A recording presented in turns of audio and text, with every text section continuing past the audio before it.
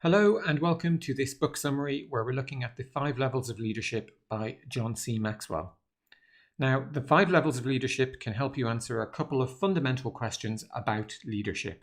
Namely, where are you as a leader right now? How do you get to the next level? And where should you ultimately aim to be as a leader? Now, according to the book, leadership isn't a position you hold, it's a journey and a process. Just because you have the word manager in your job title, you're not automatically a leader. Now, leadership is about dealing with people and the dynamics between those people, which means that the better you can influence people, the higher your leadership ability is going to be. And the book provides a roadmap to get your leadership from where you are right now to where you want to be. Now, to do this, the book begins by encouraging you to determine which of the 5 levels you're currently at, and it provides a 4-step process made up of some questionnaires to help you do this.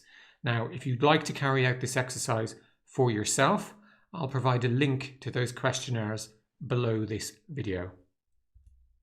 Okay, so let's jump in and look briefly at each of the 5 levels and what they mean before we dive in and look at each in some more detail. So first we have level 1, position. And at this position, people follow you because they have to. At level 2, people follow you because they want to. And at level 3, production, people follow you because of what you've done for the organization. At level 4, people development, people follow you because of what you've done for them. And finally, the top level, the pinnacle, people follow you because of who you are and what you represent. Now, you get to this level when you develop new leaders that are themselves able to build new leaders. And the book estimates that less than 1% of leaders make it to this level. Everybody starts their leadership journey at level 1, and the 5 levels of leadership provides a process to follow to grow as a leader with the ultimate aim of making it to level 5. Now, before we deep dive into the 5 levels, the book provides 10 insights that can help you make more sense of the interplay between the different levels. So firstly, when you move up a level, you build on the previous level. You don't leave that level behind. Second, leadership is dynamic. You can work at a different leadership level from one team member to the next. Third, the higher you go, the easier it becomes to lead, the more respect you command. Fourth, there is no shortcut to get to the next level. Each level requires more time and effort from you to reach it than the previous one. Fifth, although moving up a level takes a lot of time, moving down one or more levels can happen very, very quickly. Sixth, the higher you go, the greater the returns, the bigger the scope of your leadership. Seventh, moving to the next level always requires growth, be it personal or professional. Eighth, not getting to the next level not only limits you, but it also limits each of your team members. Ninth, when you change position or organization, you rarely stay at the same level. And finally, 10th, you cannot climb the levels alone. You need help. So with that, let's jump in and examine each of the 5 levels of leadership in a little bit more detail. So first is level 1, position level. Now, position is the very first level of the 5 levels of leadership, and it represents the very beginning of everyone's leadership journey. Now, leadership at this level is granted because you receive a job title, but you haven't yet built the influence to command respect from colleagues, either inside or outside of the team you lead.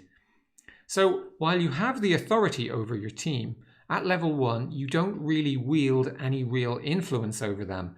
So it's hard to get the most out of them. Effectively, your team does what you tell them to because they have to. So at level 1, you might be the boss, but you aren't really a leader yet. As such, it's important not to see being given a management job title as your goal. Instead, try to see it as the starting point. So some of the upsides of being a level 1 leader include you've been given a leadership position because you deserve it, and that's something you should celebrate. Also, it allows you to think about what kind of leader you want to be. So what's your style going to be? What are your values? You're at the very beginning of your leadership journey, so now is an excellent point to think about these things. But there are also some downsides to this level. So positional leaders don't get the best out of their team. They probably actually get the minimum out of their team.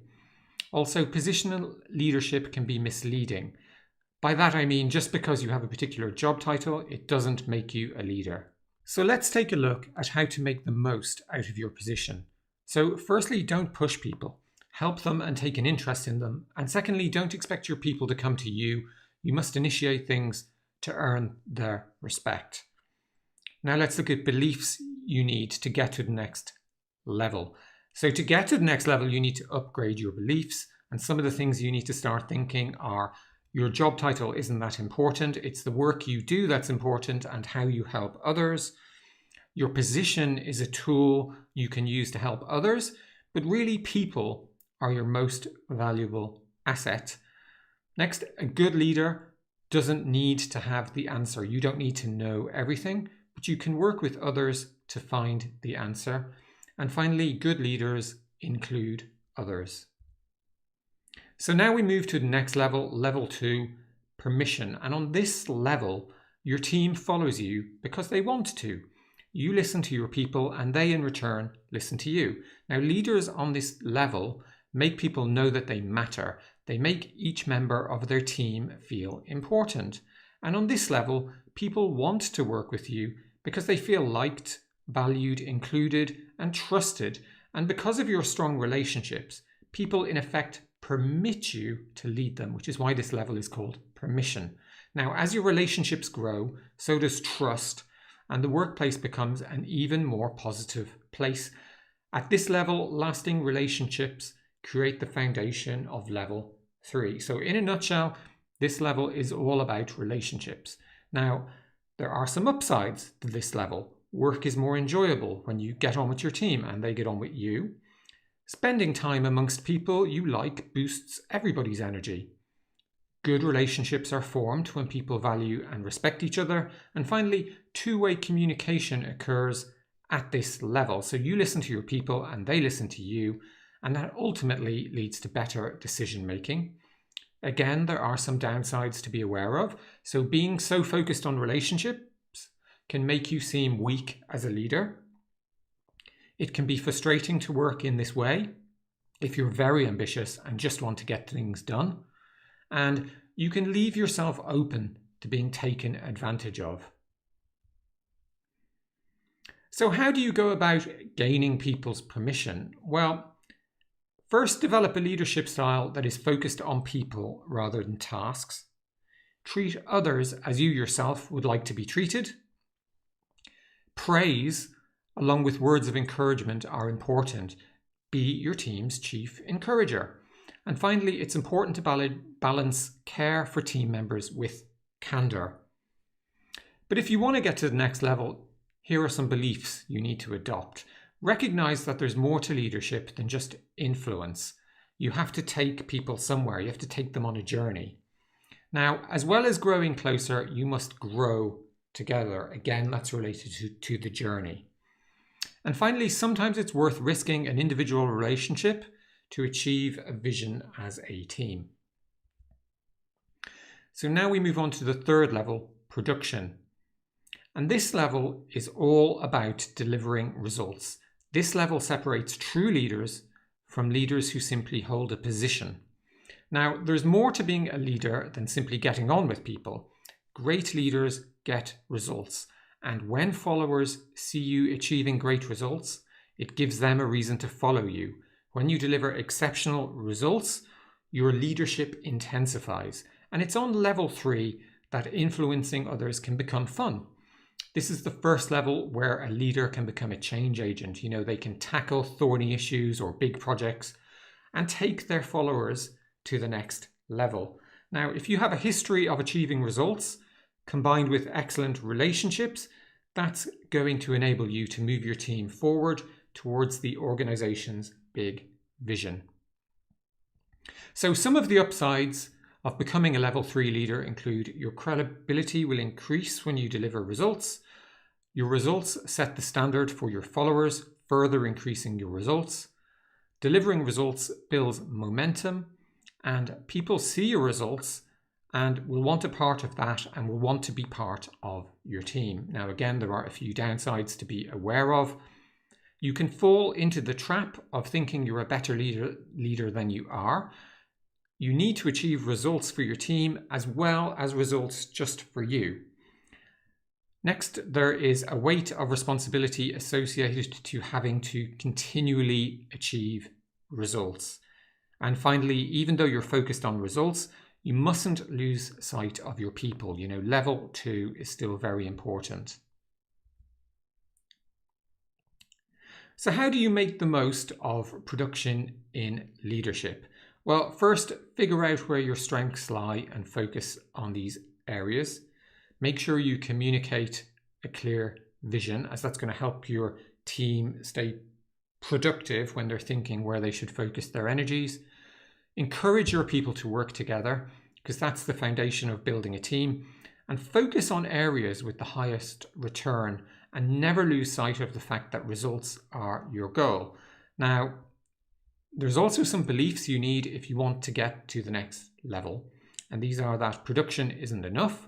Think about how you can help people to get to the next level in their lives as well as their career. Value, challenge, and develop your followers. And remember that growing leaders is the quickest way to achieve your vision or a vision. And finally, developing your people gives you great fulfillment. You need to really believe that to get to the next level. So let's take a look at that next level, people development. At this level, leaders change from focusing on delivering results to developing people. So leaders at this level reproduce themselves. At this level, leaders reproduce and grow their influence as they transform followers into leaders in their own right. Now, as the unique strengths of each new leader is unleashed, the entire organization rises to a higher level. So this level is all about reproduction. Now, some of the upsides of becoming a level 4 leader include: at level 3, you're focused on results, but at level 4, you deliver even better results because you're focused on people and empowering them to achieve. Only by growing people can success be sustained. There's only so much you can do on your own. Third, if you grow others, it gives you the space to work on bigger things. And finally, it's hugely rewarding to bring people on from their beginning and see them really develop. Now, there's also some downsides associated with level 4. First, if you're insecure, you can feel threatened by the prospect of developing others. And also, you must be willing to focus on the long term, because if you stay focused on the short term, it can be really hard to see the justification for developing your people. So what should you do at this level? Well, recruit only the best people you can, place people into the right positions, model to others the leadership behavior you expect to see from them, coach others to live well and perform well, and finally empower others so they are able to succeed.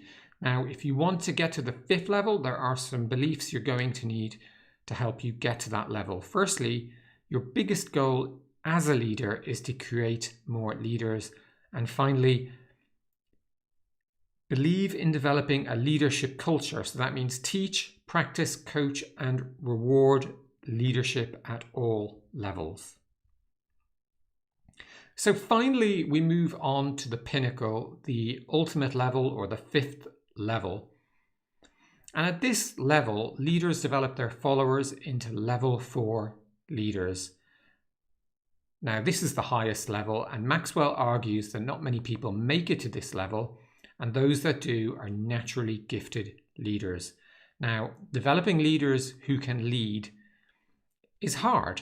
It takes skill, judgment, and commitment, but if you succeed, you will create what Maxwell calls a level 5 organization, an organization that is functioning at an extraordinarily high level. Now, obviously, there are some upsides to becoming a level 5 leader, and these include: it provides your leadership with reach, People will seek you out for advice and people will come to you with opportunities. It creates the level 5 organization we just discussed, and you will create a legacy within your organization.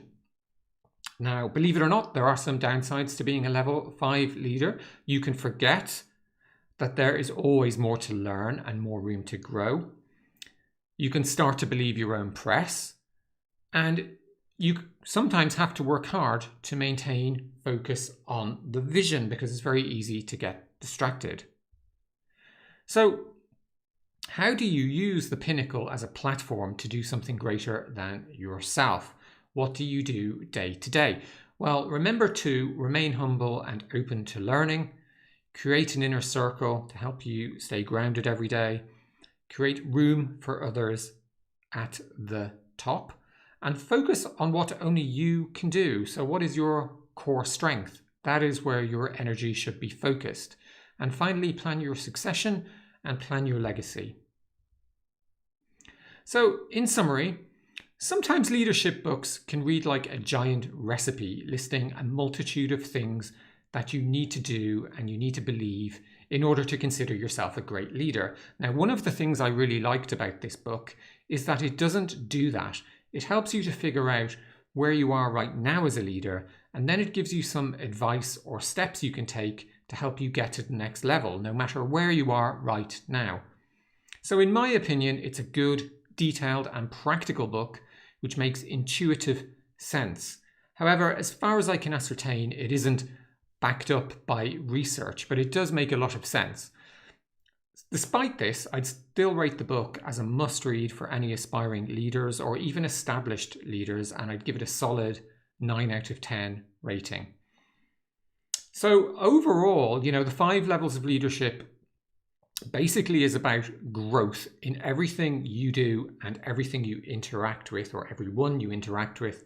It's a lifelong, challenging journey that can be immensely rewarding. Now, the book provides a practical roadmap of how to get from where you are as a leader currently to where you want to be. You just need the courage to embrace it. So that's it for this lesson. Really hope you enjoyed it, and I look forward to speaking to you again soon.